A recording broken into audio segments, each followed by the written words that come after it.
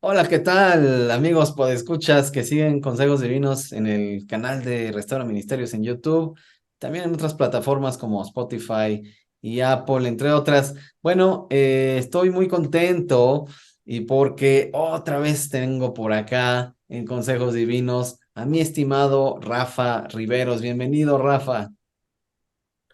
Muchas gracias, Efra. Un placer estar otra vez contigo. Ya tenía un tiempo que no había grabábamos juntos, así que, como siempre, es un placer servir a la iglesia, servirte a ti, y estamos aquí para lo que podamos aportar. Excelente, ¿no? Pues gracias, Rafa, por hacerte un espacio. La verdad es que ese episodio que grabamos sobre la predicación, pues quedó padre, a la gente le gustó, hubo interés, me mandaban muchos mensajitos, fue de bendición. Y bueno, en esta ocasión, pues se acerca la reforma, se acerca un aniversario más, una conmemoración más de la reforma protestante. Y bueno, pues platicando con Rafa, queridos amigos, pues escuchas, decíamos, bueno, hay muchas cosas que platicar. No platicaríamos específicamente de la reforma, pero sí de un tema que ha sido trascendental para la iglesia cristiana a partir de la reforma específicamente. Eh, Qué bueno, tiene que ver con las escrituras, tiene que ver con la palabra de Dios, que bueno, pues los que le han entrado al tema, pues ya saben que las escrituras, pues se les llama la palabra de Dios, pero bueno, también palabra de Dios, pues podremos hablar de lo que Dios específicamente dijo en algún momento dado, palabras de Dios, la palabra de Dios, pues Jesucristo mismo también es considerado como la palabra de Dios, pero bueno, específicamente acerca de las escrituras. Y a mí me gustaría mucho, Rafa, que platiquemos del papel de las escrituras en la vida del cristiano, porque eh, las escrituras, a partir de la Reforma, pues volvieron al papel protagónico que debían tener y que no tenían hasta ese momento. Las escrituras, pues no, se había hecho una traducción en latín por Jerónimo, pero finalmente la gente no tenía acceso a la Biblia como tal, no la podían leer en su propia lengua, no había tecnologías como la imprenta, ¿verdad? Los monjes, pues sí, la copiaban en los monasterios, pero realmente la Biblia no era accesible en absoluto para el cristiano, vamos a decir para el católico, pero pues para el cristiano. Y pues eso tenía una serie de consecuencias en la vida diaria. El católico escuchaba la misa, pero pues digo, en el imperio pues sí había mucho, era un imperio vasto, había muchos lugares, muchas regiones, perdón, en las que la misa se daba en latín y la gente que atendía la misa pues sabía latín, pero pues había muchas otras regiones en las que la gente no hablaba latín, no sabía, bueno, y es interesante que hasta el siglo XX aquí en América Latina la misa se seguía dando en latín, pero bueno, es otro tema. Lo que quiero decir, caray, perdón, queridos amigos, Rafa sí se fue por su vasito con agua, yo me confié porque nunca me siento así, pero Experiencia, ya me ha pasado. ahí estamos ya. Pero bueno, querido Rafa, en la, cuéntanos un poquito para recordar eh, ¿qué, qué pasa con las escrituras una vez que la reforma comienza a penetrar pues en Europa primeramente, en las conciencias de la gente? Porque sí, la gente escucha las predicaciones de, pues vamos a decir, de toda esta corriente de reformados, entre reformados, reformadores, las predicaciones vuelven a tratar de las escrituras. Hay pueblos enteros que se convierten al evangelio y se empieza a traducir, se empiezan a imprimir las Biblias en las lenguas vernáculas, ¿no? De algunos pueblos, el alemán, etcétera. Pero, eh, ¿qué, qué, qué no sé, recuerdas tú acerca de este impacto que empieza a tener las escrituras en la vida de las personas que pues vivían muy alejadas de este libro sagrado? Sí, fue como bien tú dijiste, en la Reforma se recuperó una visión preeminente, digamos, de las escrituras. No es que no se tuvieran para los monjes o los sacerdotes, ellos tenían disposición del texto en latín, de la Vulgata Latina, esta traducción clásica de las escrituras al latín por Jerónimo, desde los idiomas originales, no desde la Septuaginta. Entonces, fue algo muy valioso para toda la iglesia en un sentido general, pero como bien dices, en un sentido individual o del laico, no lo tenían disponible, ¿no? Era visto como incluso un peligro de que un laico pudiera interpretar las escrituras aparte del magisterio de la iglesia.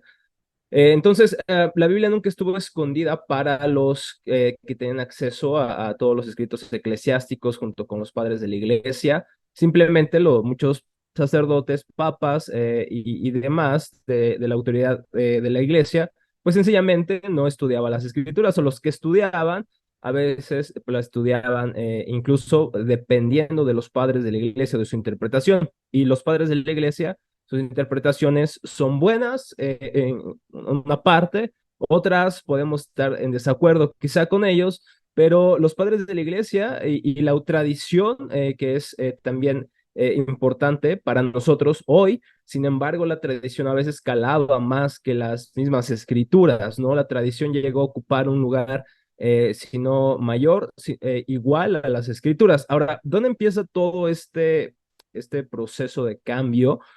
Creo el detonador, estoy de acuerdo con R.C. Sproul al llamar al detonador de la sola escritura y de la preeminencia de las escrituras en la vida de la iglesia, es cuando Martín Lutero recibe en el 1500 aproximadamente una bula papal para que él rinda cuentas de sus declaraciones, que ponía en tela de juicio muchas de las declaraciones de la iglesia en general, especialmente del Papa. Y entonces, en abril, 19-20 de abril de 1521, él es llamado a la dieta de Worms y le piden, oye, tienes que retractarte de tus libros y todo esto. Y entonces son las famosas palabras de Martín Lutero que hemos oído año tras año en estos meses sobre todo. Dice, yo no puedo someter mi fe al Papa ni a los concilios. No, no, ellos no son mi autoridad. Dice, a menos que me convenzan con las escrituras o por la razón evidente, no me retractaré, ya que mi conciencia, esta es la palabra importante, está cautiva a la palabra de Dios. Y no puedo actuar en contra de la palabra ni en contra de la conciencia porque es incorrecto y peligroso. Y si aquí estoy, no va a ser otra cosa que Dios me ayude. Y dice R.C. Sproul, ¿no? Este es el momento donde sola escritura se transforma en un grito de guerra para todos los protestantes. Ahora tenemos que definir también esto, ¿no? Porque cuando decimos sola escritura, se malentiende diciendo solo la escritura y nada de confesiones de fe, nada de concilios, nada de tradición. Eso sería un error, sería una mala interpretación de sola escritura. Como muchos pseudoapologistas en redes sociales plantean que la sola escritura hacemos a un lado a los padres de la iglesia, eso es un error realmente muy infantil acusar a los protestantes de dicha cosa, puesto que creemos en las confesiones de fe. Algunos abrazamos, por ejemplo, los presbiterianos abrazamos la confesión de fe de Westminster, nuestros hermanos bautistas particulares abrazan la Confesión de Londres, la Segunda Confesión de Londres, algunos congregacionalistas la de Saboya, etcétera. Somos una tradición confesional, ¿no? Entonces, no hacemos a un lado las confesiones, no hacemos a un lado sobre todo los primeros concilios de la iglesia, valoramos lo que tienen que decir los padres de la iglesia, valoramos la interpretación de los padres de la iglesia, que creo deberíamos recuperar en gran parte, en gran medida, después de hoy estamos viviendo una época con aún migajas o repercusiones de la crítica, alta crítica, que surgió desde la modernidad hasta nuestros días, creo que ha calado mucho. Incluso leemos, creo, las escrituras muy racionalmente y naturalistamente, aunque no seamos naturalistas, y tenemos que recuperar una visión exaltada de las escrituras y de Cristo en ellas. Entonces considero que los padres de la iglesia y las confesiones y los credos y los catecismos que hemos visto a lo largo de la historia que la iglesia ha usado para el bien de la misma, creemos en eso. Entonces, ¿pero qué cambió después de haber entendido que las escrituras son nuestra suprema autoridad? Eso significa sola escritura. ¿Qué es nuestra autoridad? Ahora, es muy importante este tema que planteas, Efra, porque creo que hay también, hay que reconocer esto, hay también un peligro de ser reformados y abrazar la reforma en un sentido intelectualista meramente, donde nos encanta hablar de la sola escritura, nos encanta leer sobre la escritura o comentarios sobre ella, pero en la práctica probablemente nuestra cosmovisión esté dirigida por algo más o por alguien más que no sea Dios. Me encanta cómo la Confesión de Fe de Westminster en su primer capítulo, en el artículo 6 dice que todo el consejo de Dios, tocante a todas las cosas necesarias para su propia gloria y para la salvación, fe y vida del hombre, está expuesto en las Escrituras.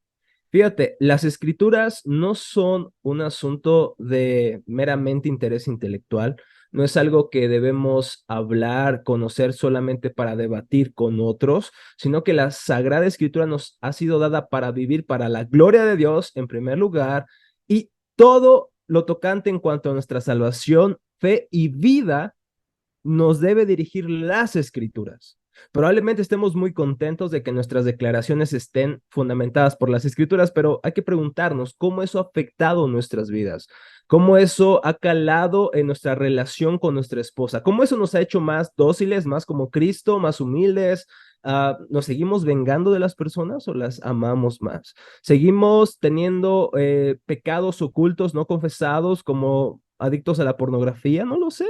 Probablemente seamos muy inteligentes y abordemos temas de la reforma y hablemos como los mismos reformadores del siglo XVI, pero si las escrituras no nos están transformando, nos están reformando desde acá adentro, ¿de qué sirve todo nuestra palabrería, nuestro parloteo?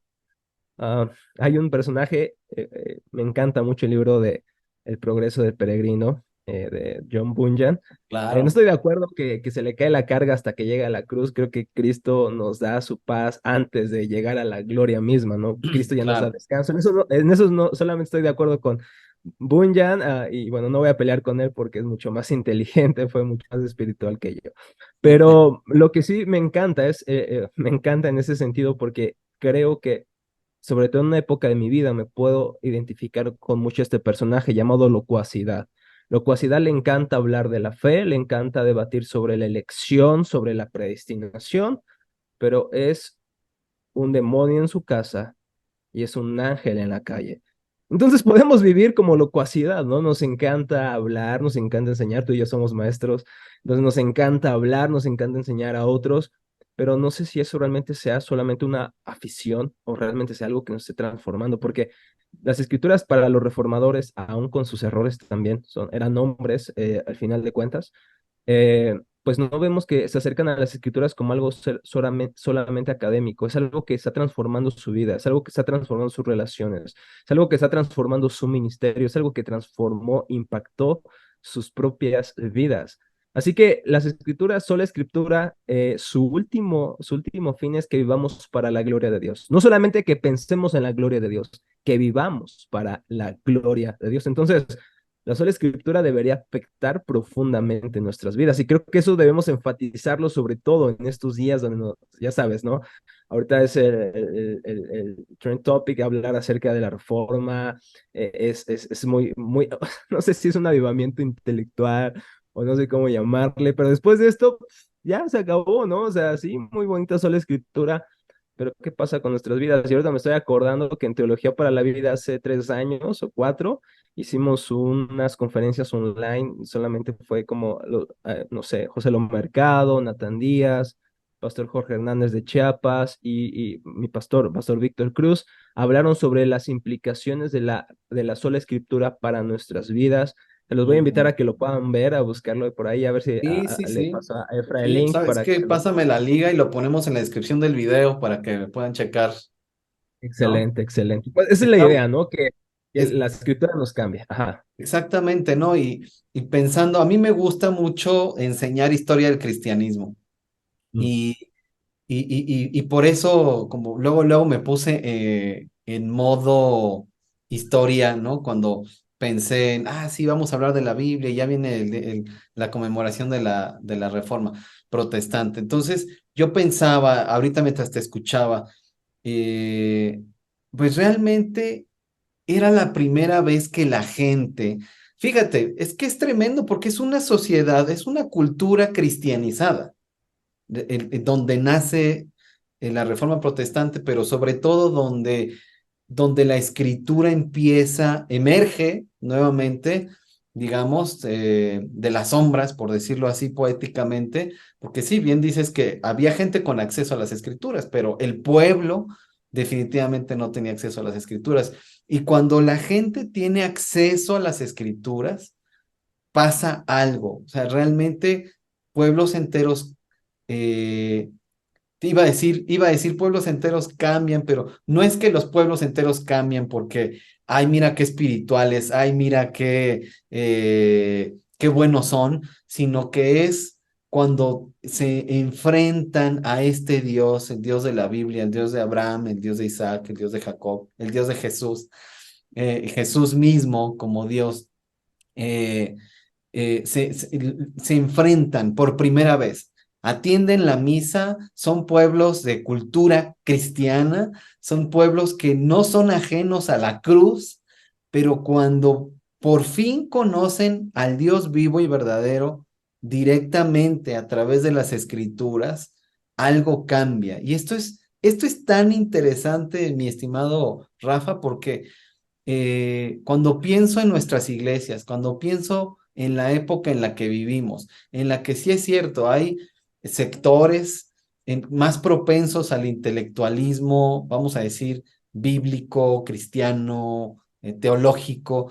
Sí, sí es cierto, creo que por muchas décadas ha habido ese énfasis en muchas de nuestras iglesias y pienso que estamos en un tiempo, me voy a atrever a decirlo, a lo mejor estoy alucinando, pero quiero pensar en que podríamos estar viviendo un tiempo Mm.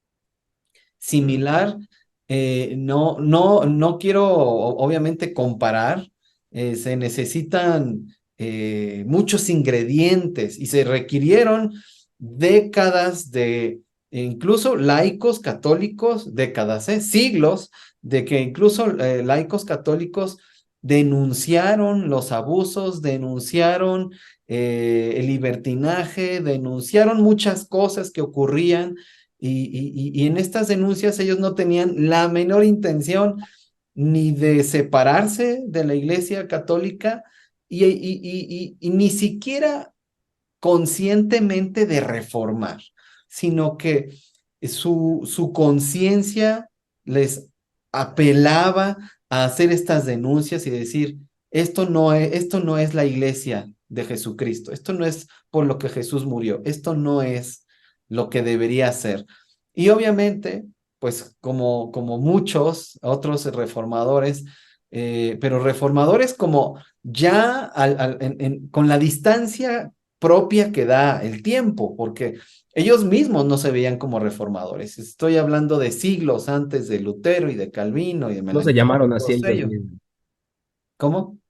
No se llamaron ellos mismos reformadores ni Claro, pero cuando calvinistas uno ni... observa, exactamente, pero cuando uno observa el ímpetu con el que ellos querían impulsar cambios al interior de sus iglesias, cuando ves lo que ellos estaban diciendo, con lo que ellos querían provocar, que ocurriera en la iglesia, pues puedes decir, pues estos cuates eran reformadores. Ahora, tuvieron que pasar muchas cosas, como te decía, muchos ingredientes tuvieron que mezclarse a lo largo del tiempo en lo social, y en lo social quiero decir, pues en las injusticias sociales que había en el tiempo, porque también eso fue un detonador de el hambre que había por el Evangelio de Jesucristo y por consiguiente de la palabra de Dios. Entonces, se conjugaron muchas circunstancias y lo que quiero decir, perdón por este preámbulo tan grande, pero lo que quiero decir es que vivimos un tiempo. El Evangelio en México y en América Latina es muy joven comparado con Europa, el mundo pues que surgió a raíz de que la cultura cristiana se empezó a difundir y a establecer en un primer momento, ya después pasaron muchas cosas, pero eh, es muy joven el Evangelio en América Latina. Sin embargo, Rafa, no sé qué opinas tú, pero yo he visto, tiene décadas esto, siento que muy rápidamente y perdón por los amigos católicos, no quiero ofender con esto que voy a decir. Hay amigos católicos sinceros que aman al Señor con todo su corazón, eh, pero hablando de el fenómeno institucional que fue ocurriendo durante los siglos, nos hemos como protestantes catolicizado, estoy inventando aquí una palabra, en el sentido de que muy pronto las tradiciones, y que son buenas, y en muchos episodios he dicho, las tradiciones están bien, no son el problema es que las ponemos antes de las cosas importantes y siento que muy rápidamente como protestantes empezamos a perder la, la, la, eh, la sensibilidad de lo importante y nos empezamos a acomodar a una cultura cristiana protestante que se empezó a desarrollar muy pronto en nuestros países latinoamericanos, en México. Entonces, ¿a qué voy con esto? Con que las escrituras, creo que generaciones que ya hay, pero generaciones que vienen, si, si nosotros buscamos a Dios y utilizamos las escrituras como el medio para llegar a Dios, para relacionarnos con Dios, y en vez de que el conocimiento de las escrituras sea la meta, que la meta sea Cristo y nuestra comunión con Él. Y si, porque escucho ya muchas voces que están apelando a esto, ¿no? Y por alguna razón, pues todavía como que la chispa no prende. Yo me gustaría decir que sí, pero sé que es un proceso. Y yo creo que algo que nos hace falta, y con esto termino, Rafa, este comentario, algo que hace falta, porque ahí están las voces, ahí está ya la conciencia de que hemos puesto a las escrituras como meta, y por eso esta parte del intelectualismo, pero siento que algo que hace falta a nuestra iglesia cristiana es conectar con el pueblo, conectar con la gente. ¿Y con conectar a qué me refiero? Pues que llevar el evangelio a la gente que está hambrienta de justicia y por eso en nuestros países latinoamericanos también la izquierda radical ha tenido tanto éxito porque habla de justicia y habla de fraternidad y habla de valores que son muy cercanos al cristiano. Entonces, pero como cristianos siento que todavía estamos, y no hablo yo de un evangelio social como propiamente, ¿no? Estoy hablando simplemente pensando en las circunstancias sociales en las que prendió la mecha de la reforma hace ya poco más de 500 años. Fue precisamente que el evangelio llegó a la gente que lo estaba esperando, que lo estaba necesitando. Y aquí yo cierro simplemente con decir, híjole, cuidemos que como iglesias no seamos un obstáculo para que el evangelio llegue a la gente que lo está esperando con una gran necesidad. Sí, creo que sí podemos caer muy bien en este aspecto de enfocarnos demasiado justamente en articular muy bien nuestra fe y está muy bien, creo que debemos buscar, de hecho creo que necesitamos académicos en nuestro contexto hispanoparlante que sean buenos académicos, está muy bien, pero bien dices, ¿no? Este conocimiento debe tener repercusiones y hoy justamente lo tratábamos con los estudiantes de cuarto año del Seminario Presbiteriano de México, hablábamos acerca de las implicaciones que nuestra fe debería tener en todas las esferas de la vida. Ojo, no estoy hablando de dominar todas las esferas o de ejercer, no sé, Claro, una gracia como al estilo de mosaico, ¿no? En la teocracia israelita, ¿no? No me refiero a eso, sino que nuestras vidas sí deben cambiar, transformar, pues todo donde estamos, no sé, la cultura, las artes, la política misma, la filosofía. Creo que sí hay personas importantes liderando grandes aspectos de estas ramas, pero no tanto en nuestro contexto. Se me viene a la mente Alvin Plantinga en filosofía, él es una autoridad, no solamente para los que somos cristianos, aunque no sigamos su método en todo sentido, pero Alvin Plantinga es una autoridad en su rama. Uh, Otro filósofo canadiense, Charles Taylor, creo que es un gran filósofo con una cosmovisión cristiana de la vida y que afecta en este sentido sus escritos, como La Era Secular es un libro excelente, lo citan tanto cristianos como no cristianos, etcétera. Hay muchas personas, pero sí necesitamos estas implicaciones en nuestro día a día. Es muy curioso porque los estudiosos de la iglesia primitiva, haciendo profundizando en cómo un imperio que perseguía cristianos llegó a ser cristianizado al final de cuentas, ¿no? Llegó a dominar el cristianismo. Es algo, esto parece una contradicción, puesto que este imperio perseguía cristianos y trataba de disminuirlos. Ya no eran solamente los judíos los perseguidores, ahora muchos emperadores en el primer y segundo siglo eran acérrimos enemigos del cristianismo, odiaban diabólicamente a los cristianos y los torturaron, los mataron algunos reyes, emperadores, llegaron a literalmente a empalar cristianos, a encenderlos, a ponerlos dentro del Coliseo Romano para ser devorados, decapitados. Muchas historias, eso no es algo que se deba de defender o probar, puesto que cristianos y no cristianos lo saben. Uh, ¿Por qué digo esto? Porque a pesar de eso, el Imperio Romano tuvo grandes cambios. Por ejemplo, los niños eran dejados a la intemperie, sobre todo las niñas, cuando no eran deseados estos niños, o pues como que no esperaban ese niño, pues lo podían ellos dejar literalmente en la calle, ¿no? Y los cristianos los adoptaban, los recogían a los desválidos, a los ancianos, los cristianos lo cuidaban. El aborto ya era practicado en este tiempo, no es algo del claro. siglo XX o de nuestro tiempo, sino que es algo que viene desde atrás. Entonces los cristianos están en contra de esto. Para conocer más la cultura dentro del cristianismo y del Imperio Romano, les invito a que lean a Justino Mártir, por ejemplo. Él habla mucho acerca de los cambios y también de lo que los cristianos hacían en medio de la persecución. Es curioso porque entonces este imperio que destruía a cristianos se convierte, o en un sentido es influenciado de tal manera que el cristianismo se oficializa, ¿no? Como la religión del imperio. Ahora, ¿por qué, ¿por qué es importante este estudio?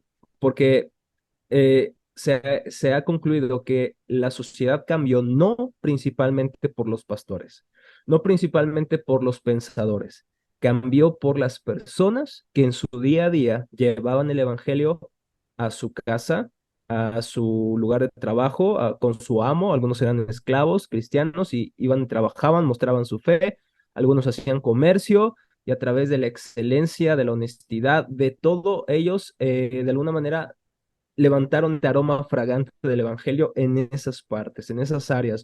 Y ahí influyeron, ¿no? Influyeron bastante. Entonces, el gran cambio no sucedió a través principalmente no sé, de Irineo, no sucedió a través de Pablo. Incluso Pablo fue un elemento importante, pero no fueron ciertas estrellas de la iglesia las que brillaron en la oscuridad, fueron toda la iglesia en todas las áreas, ¿no? Donde ellos estaban. Entonces, creo que tenemos ese peligro, como tú dices, ser intelectualmente hambrientos por conocer más la palabra, pero si esa palabra no está transformando la forma en que yo hago negocios, en la que yo hago filosofía, en la que yo hago ah, pintura, en la que yo hago cine, en la que yo hago política, en la que yo hago... Entonces, esta fe realmente nos ha transformado. ¿Es una fe real o a lo mejor es una fe que es un elemento más en nuestra vida que nos hace ver mejores, más espirituales, más sofisticados, pero probablemente no sea una realidad en nuestras vidas? Y eso deberíamos preguntarnos, porque incluso los demonios creen en Dios, saben más que nosotros de teología, pero no por eso ellos glorifican a Dios, no por eso ellos aman el Evangelio. Una cosa es amar el texto solamente por morbo intelectual. Otra cosa es amar la palabra de Dios y a Jesucristo, cuál es el tema de esas palabras, de ese plan de redención. La Trinidad misma debería ser el amor de nuestras vidas al leer las Escrituras. Y eso transforma nuestras vidas, eso transforma nuestras relaciones, eso transforma la forma en que pedimos perdón, en la forma en que reaccionamos, en la forma que si defrauda, dice Pablo, el que robaba no robe más, sino que trabaje y podamos dar a otros. El cristianismo debe transformarnos, la palabra debe transformarnos y debe transformar todas las esferas. Si no, probablemente solamente tengamos una religión de labios, ¿no? Como locuacidad. Nos encanta hablar de la religión, pero carecemos del poder de esa religión en nuestros corazones. Carecemos de... El poder de Dios es para salvación, es poder de Dios para la salvación. Y no solamente estamos hablando de la esfera espiritual, esa esfera espiritual afecta todas las áreas de nuestra vida. Toda nuestra vida es sagrada o no lo es. O sea, no Exacto. podemos segmentar nuestra vida, ¿no? Soy cristiano en mi cuarto, en mi iglesia, pero acá pues sigo viviendo como antes vivía. Bueno, probablemente entonces realmente Cristo no ha llegado a tu corazón, solamente tienes un interés intelectual, como muchos maestros que hemos tenido de filosofía o de religión, conocen la Biblia, citan la Biblia, pero no quiere decir que amen al Dios que se revela en las Escrituras. Me encanta lo que dice Herman Whitsus, un teólogo puritano. Él decía, el que ama la escritura debe amar al Espíritu Santo de la escritura, puesto que es posible conocer el texto sin ver las verdades y la belleza del texto. Por eso necesitamos al Espíritu Santo.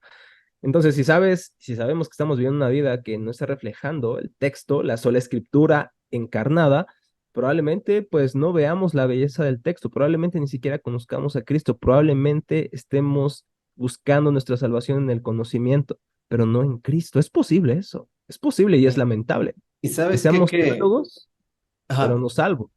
claro. Adelante.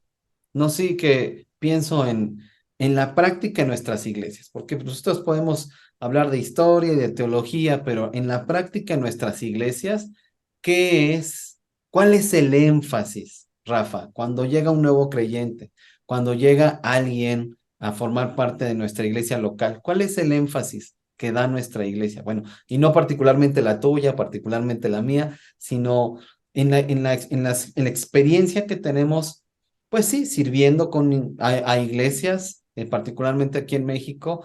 La experiencia propia, personal, me dice que nuestro énfasis es, porque ya también se está volviendo un lugar común en, sí, el énfasis es el conocimiento de la información, etc. Pero a ver, viendo cómo funcionan nuestras iglesias, cómo alguien empieza a servir en un ministerio, cómo alguien, ¿qué importa para que alguien sirva? ¿Qué importa para que alguien predique? ¿Qué importa para que alguien sea considerado cristiano? Lo que importa realmente es que cumpla con ciertos requisitos que humanamente imponemos nosotros, como que se reúna con nosotros todos los domingos, que participe en las actividades, que se bautice, que venga a los estudios bíblicos o a las clases para que aprenda Biblia, doctrina. Y si la persona hace eso y cumple estas expectativas que tenemos de ella, entonces decimos, esta persona es cristiana, esta persona sabe, esta persona puede servir, pero esos parámetros son organizacionales, son administrativos, pero casi nunca pensamos en el carácter cristiano de las personas. ¿no? Decimos, esta persona está capacitada para predicar, para servir, para hacer esto, pero porque satisface estos requisitos, o ya fue al seminario, o yo qué sé, pero el factor del carácter cristiano no es primordial. En general, hablo en general, ¿no? Obviamente hay iglesias que sí, que para ellos sí es primordial, pero en general esto no es importante. No es importante muchas veces, para nosotros mismos esta parte del carácter, ¿no? Cuando, por ejemplo, tú y yo que damos clases en seminarios, eh, muchas veces te das cuenta que estás más preocupado por dominar un tema que por las áreas de tu carácter en las que te tienes que parecer más a Cristo. Y bueno, en nuestro caso vivimos en esa lucha, con esa motivación, pero no es el común. ¿No? Y bueno, perdón, a lo mejor suena mal que lo diga, nosotros sí. Pues bueno, yo A he veces. dicho muchas veces que yo no vivía así. Yo preparaba cursos, era responsable de la escuela dominical de mi iglesia, hacía muchas cosas para mi iglesia, pero yo no me ocupaba, para mí no era importante mi carácter cristiano. Definitivamente, ni para los líderes que yo tuve a lo largo de mi vida cristiana, a ellos no les interesaba mi carácter cristiano, les interesaba que tuviera disponibilidad, que les interesaba que invirtiera ese tiempo, que estudiara lo suficiente, que satisfaciera todos estos requisitos humanos. Pero el carácter cristiano nunca fue importante para ellos y por consiguiente para mí, ¿no? Sí, pues obviamente esto también refleja que incluso podemos ser reformados hasta la médula doctrinalmente, pero en nuestra praxis, pues seguir más una tradición de mi denominación. ¿No? Si mi denominación demanda predicadores elocuentes, predicadores o líderes carismáticos solamente, lo cual está muy bien, o sea, si son carismáticos. De hecho, a un experto en comunicación, Carmín Gallo, probablemente lo han escuchado algunos de ustedes, tiene un libro que se llama Hable como en TED. Es un buen comunicador, da muy buenos consejos y justamente una de sus premisas es esta, ¿no? Un líder carismático y te demuestra con estudios, es una persona que va a ayudar más a la gente que alguien que sencillamente es una persona no carismática o no refleja este carisma, este ánimo, esta motivación.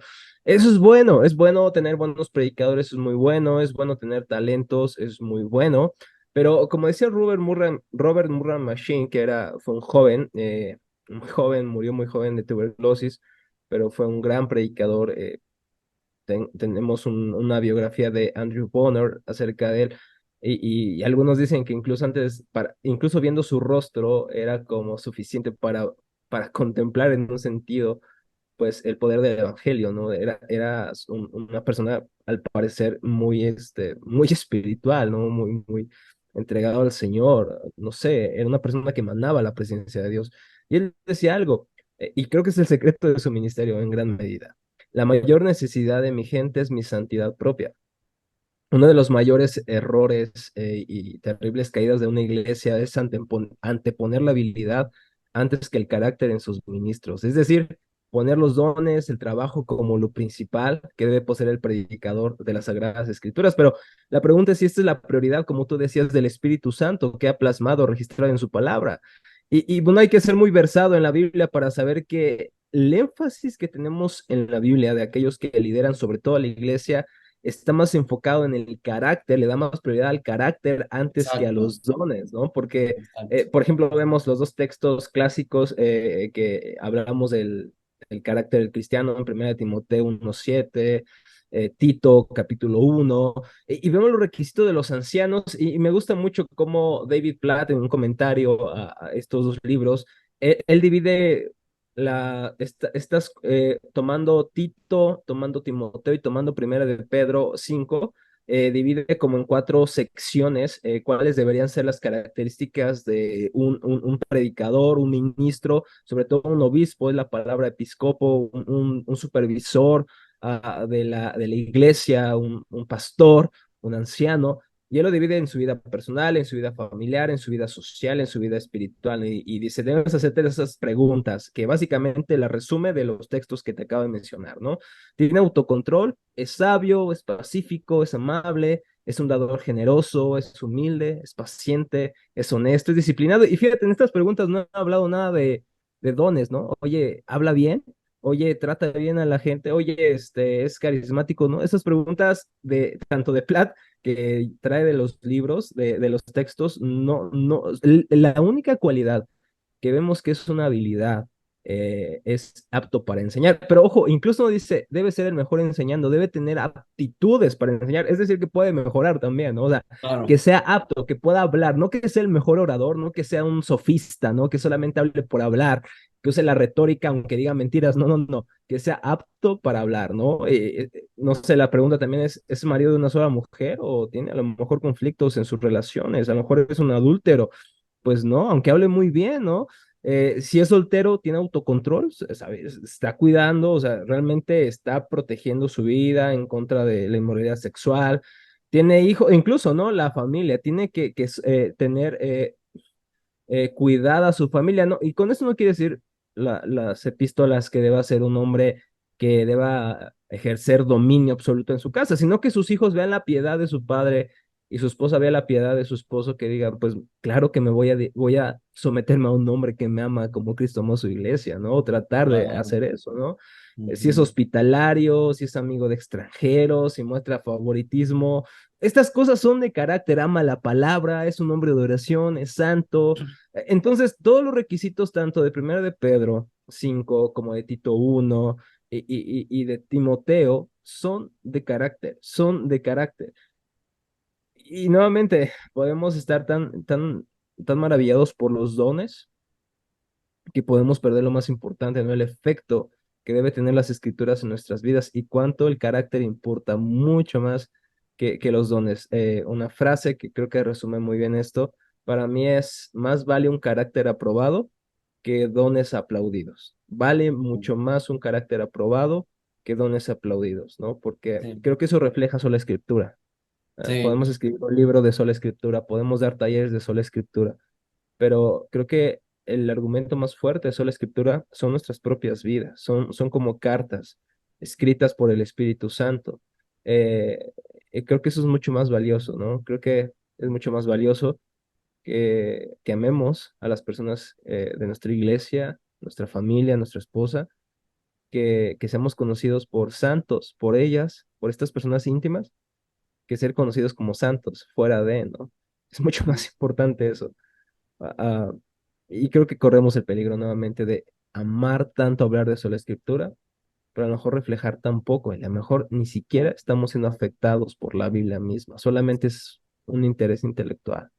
y sabes qué, mientras hablas pienso en que probablemente hay gente que está pensando, ay, pues casi casi nos están diciendo que no leamos la Biblia, porque así hay gente, ¿eh? O sea, estamos hablando de énfasis, y ya algunos ya están pensando, no, es que nos están diciendo que es más importante el carácter y que ya no es necesario, pues, entrar a las escrituras, pero el énfasis del que estamos hablando aquí tiene que ver con para qué vas a usar las escrituras. O sea, no es que si las leemos, si las estudiamos o no, sino eh, no vale la pena ser experto en Dios, sino que lo que necesitamos es ser hijos de Dios, ¿no? Y para ser hijos de Dios, y la escritura lo deja muy claro, para ser hijos de Dios necesitamos conocer al Padre y relacionarnos con Él. Y esta comunión va a ir produciendo un carácter cristiano, un carácter como el de Cristo, ¿no? Que es obviamente como parte de la obra sobrenatural del Espíritu Santo, pero todo parte de un énfasis. Me acerco a las escrituras. ¿Para qué me voy a acercar a las escrituras? ¿Para solamente presumir un conocimiento? ¿Para satisfacer una curiosidad? ¿Para presumir, para tener en redes sociales unas discusiones muy largas y además muy deshonrosas, muy vergonzosas, eso sí? porque tú ves a los cristianos peleándose por quién tiene la razón y es una guerra de versículos, ¿eh? Es una guerra de versículos. Se está usando las escrituras ¿para qué? ¿No? Y hay gente que dice, tú no sabes nada, no, tú eres el que no sabe nada, no, tú. Entonces, el decirle ignorante a otro cristiano, pues es la ofensa mayor, porque de lo que se trata es de conocer, de saber. Pero bueno, lo que quiero decir es esto, es, ¿para qué nos acercamos a las escrituras? Para conocer a Dios, para conocer quién es, para conocer cómo es, para conocer qué quiere. Y eso está, las escrituras son eso, de pasta a pasta, es Dios, conocer cómo se relacionó Dios con las personas, personas reales, personas que existieron, y entender a través de eso quién es Él.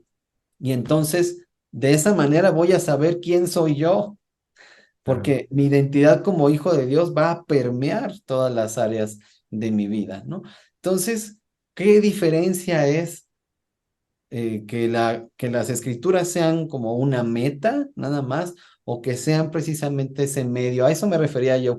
A lo mejor no Claro. terminé mi idea, pero a eso me refería yo con que sean el medio para conocer a Dios. Y a veces me frustra un poco cuando la gente dice, eh, eh, pues de alguna manera con buena intención, como que hay que conocer la Biblia. Y yo digo, pues sí, pero hay que conocer a Dios, ¿no? Generalmente hablamos en términos de conocer la Biblia. Y yo digo, conocer la palabra de Dios. Yo digo, sí, conozcamos a Dios mismo, conozcamos a Jesús, la palabra, pero claro, pues tenemos que partir de algo que es precisamente lo que Dios ha dicho de sí mismo, porque es increíble, mi estimado Rafa, la gente, aún en nuestras iglesias, aún escuchando predicaciones correctas doctrinalmente, vamos a decir, tiene ideas equivocadas de Dios. Se relaciona con un Dios que no es el de las escrituras, porque la gente no acude a las escrituras. Mm. Entonces va armando ahí algo extraño que no es el Dios vivo y verdadero. Y bueno, precisamente de ahí la importancia de acudir a las escrituras para eh, desechar conceptos que tenemos. Llegamos al Evangelio y traemos conceptos de Dios. Sin embargo, en nuestro andar, en la vida cristiana, vamos a decir, pues no cuestionamos estos conceptos que ya traemos y no los desechamos. Entonces vamos armando entre lo que escuchamos, entre el predicador favorito de YouTube, entre lo que medio entiendo de las escrituras, vamos conformando un Dios que no es el Dios vivo y verdadero. Pero bueno, ya entramos a otros temas en cuanto a cómo No, le pero hacemos para interpretar correctamente. Pero bueno, esa es la idea, ¿no? está muy bien. De hecho, eso creo que es muy valioso, Efraín, esto que comentas. No, no idolatramos la Biblia, aquellos que abrazamos la sola escritura, no la idolatramos en el sentido de que solamente leemos por leerla, no, la leemos porque conocemos más al Señor y de eso se trata la vida eterna, ¿no? Jesús lo dijo en Juan 17:3, ¿no? Esta es la vida eterna, que te conozcan a ti el único Dios Exacto. verdadero y a Jesucristo a quien tú le has enviado, ¿no? Y el término conocer no se refiere solamente a a cierta creencia o a A un cierta saber, ¿no? afirmación intelectual exacto. El origen, incluso la palabra conocer en un contexto judío, no tiene que ver en el sentido helénico, ¿no? En el sentido helénico de solamente tener esta aquí, ¿no? Ujú. Sino en el Razonamiento. sentido de abrazar, de confiar, ¿no? Y De algunos intimidad, ¿no? reformadores, exacto, de intimidad. Incluso algunos han dicho esto, ¿no? Como Arceus Proul, ¿no? Una cosa es notitia, ascensus, es decir, una cosa es recibir la información, otra cosa es asentir, estoy de acuerdo, o está muy bien, hasta los demonios pueden hacer eso, pero otra cosa es fiducia, ¿no? O fiducia, es confiar, no sé cómo se diga bien en latín eso, pero es confiar en tu corazón en Cristo, es encontrar a Cristo en las Escrituras. Así que no leemos la Biblia porque queremos ser más inteligentes, no leemos la Biblia porque queremos parecer más intelectuales, leemos la Biblia porque queremos encontrarnos con Cristo en su palabra, queremos amarlo Exacto. más. De hecho, podemos conocer de tapa a tapa la Biblia. Y si no vemos a Cristo, estamos perdidos, no solamente en esta vida, sino en la vida eterna, en condenación eterna. Jesús le decía a los fariseos en Juan 8, ustedes piensan que en las escrituras tienen la vida, ustedes tienen la vida eterna, las Ujú, escrituras dan testimonio de mí, ustedes las escudriñan, ¿no? Escudriñad las escrituras. Esta traducción no es tan buena de la Reina Valera porque parece un mandamiento, ¿no? Escudriñen, lean, no, no, no. Es un indicativo, no un imperativo. Por lo tanto, le está diciendo Jesús a los fariseos, ustedes las estudian, como si tuvieran la vida eterna en ellas. Y ellas son las que dan testimonio de mí. En otras palabras, Jesús les dice, ustedes saben la Biblia, pero ustedes no me ven en la Biblia. O sea, podemos ser intelectuales de las escrituras, podemos haber crecido en una religión cristiana, pero no conocer a Cristo y no tener una comunión con Él, ¿no? O sea, ujú, ser cristiano no se trata de ir a la iglesia solamente, no se trata de leer la Biblia todos los días solamente. Puedes hacer eso y estar perdido. ujú, Nuestro interés no solamente es saber más, nuestro interés es conocer más a nuestro Salvador a través de su palabra. ujú. Desde el Sí, Antiguo hasta el Nuevo Testamento, Pablo le escribe a Timoteo en su segunda carta, capítulo 3. Desde la niñez has sabido las sagradas escrituras, las cuales te pueden hacer sabio para la salvación que es en Cristo Jesús. Y está hablando del Antiguo Testamento, aún no está escrito y circulando como palabra de Dios el Nuevo Testamento. Entonces, dice Pablo, las escrituras, Antiguo Testamento, el Tanaj, ¿no? La ley, los sí, escritos y los profetas, en ellos tú puedes hallar a Cristo. Pero también dice Pablo en 2 Corintios 3, muchos judíos hasta el día de hoy leen la ley con una venda, con un velo que no les sí. permite ver a Cristo. Y donde está el Espíritu de Dios hay libertad. Y este lo usamos, ¿no? Cuando queremos danzar y todo ese punto, pero ese no es el punto. El punto es Exacto. cuando el Espíritu Santo abre tus ojos para ver la gloria de Cristo, de la palabra. Eso es lo más valioso. Como decía otra vez Witsius, el que cité su tratado o ¿cómo le puedo decir? Su declaración, su conferencia llamado El carácter de un verdadero teólogo, dice eso, ¿no? O sea, puedes leer la Biblia, pero si no ves la belleza de Cristo en ella, la belleza que emana de las Escrituras, estás perdido. O sea, el Espíritu Santo es el que abre nuestros ojos para ver la gloria de Dios en la faz de Jesucristo, como lo dice Pablo en 2 Corintios 4. Entonces, pues queremos eso, ¿no?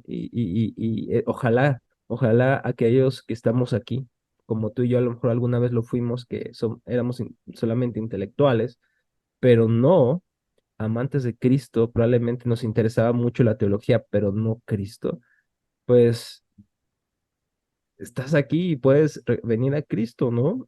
Tienes que reconocer que has puesto tu esperanza en el conocimiento. Tienes que reconocer que incluso el conocimiento teológico puede volverse un ídolo para ti que te aparte de Cristo. El diablo no te va a estorbar cuando tienes hambre por la teología, pero no hambre por el Dios de la teología. El diablo, mira, está contento, o sea, con eso. O sea, si mientras te puedas perder tu alma, aún él no te va a perturbar de tu estudio. Pero claro que si tú conoces a Cristo, eso es lo más preocupante para el reino de las tinieblas y eso es lo más glorioso para tu vida, porque no solamente y eso yo quiero invitarlos a que no solamente se deleiten en la teología o incluso saber más de las escrituras.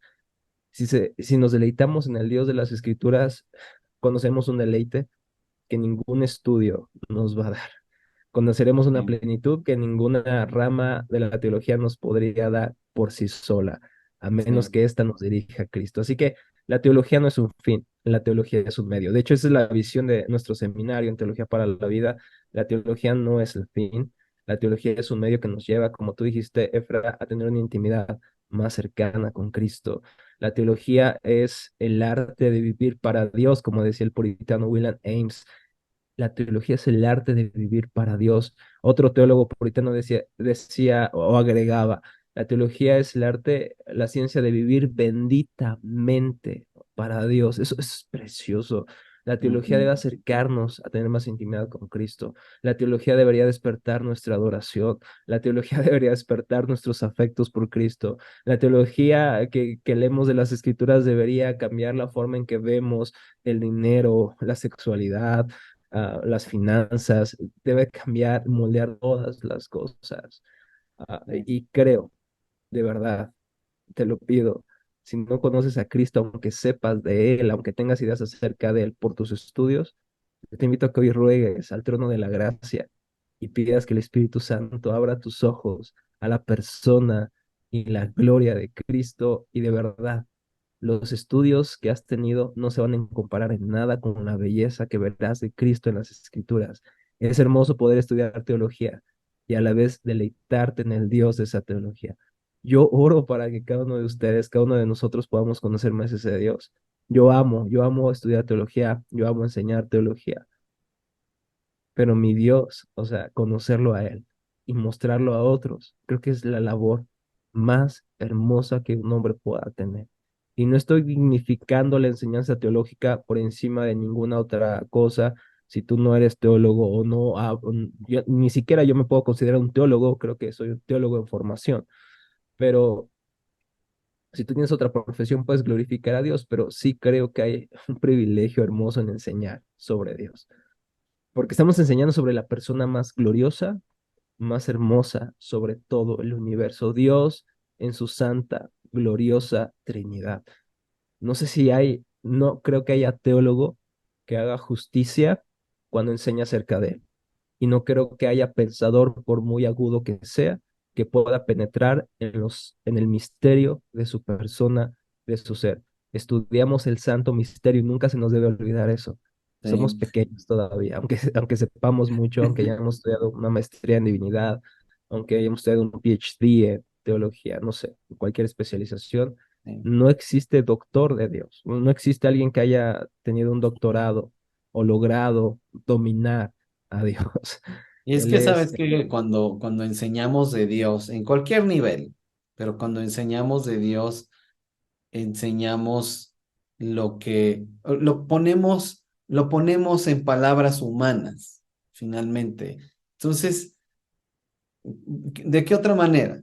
¿De qué otra manera podemos comunicar el glorioso nombre? Y cuando digo nombre, no es solo como cómo se llama, sino quién es Dios. ¿De qué manera? Pues en palabras humanas, con las limitaciones que todo, que ello implica, pero finalmente enseñamos porque nos relacionamos con Dios, porque hemos tenido un encuentro con Dios, porque las escrituras nos han llevado a Cristo y por eso nos atrevemos a enseñar, porque amamos a Cristo y queremos que otros encuentren a Cristo a través de las amén. escrituras también, porque tiene que ser un encuentro personal, tiene que ser, y eso también es un error, ya vamos a terminar, pero solo quiero decir que ese es un error típico en la enseñanza nuestra, ¿no?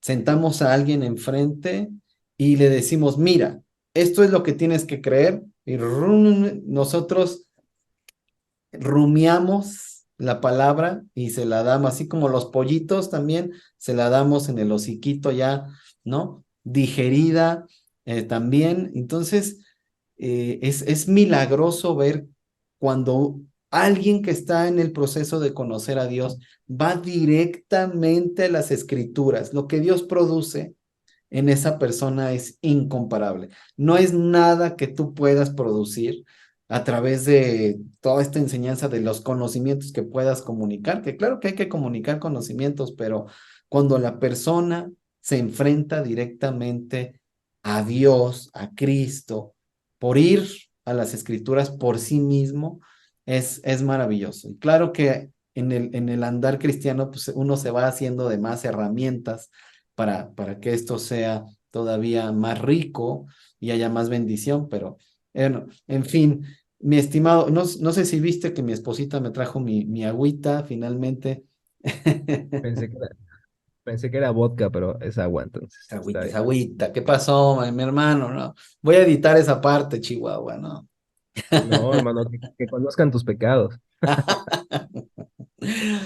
Bueno, pues mi hermano, mi estimado, ha sido una conversación muy rica y espero realmente, para mí y yo espero que para los podescuchas haya sido de mucha edificación estas reflexiones. Te agradezco muchísimo que me hayas acompañado en este episodio y bueno, pues con gusto y con ansias estaré esperando que nos volvamos a encontrar por acá o por donde nos encontremos, pero sin duda te aprecio mucho, Rafa. Gracias por andar por acá.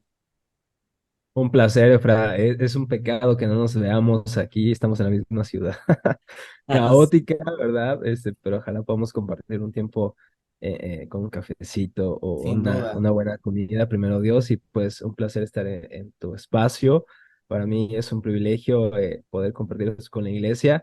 Ah, Aquí estoy solamente con un hermano más, no soy mejor que nadie, Dios lo sabe, pero si podemos apoyarte en algo más, Efra, estamos aquí para servirte. Así que aunque Cristo sea glorificado y pueda ser conocido, Amén. atesorado por la iglesia, eso es lo que es nuestra pasión también, entonces, nuestra suprema pasión más bien. Así Sí. que Amén un a saludo a eso, todos. amén.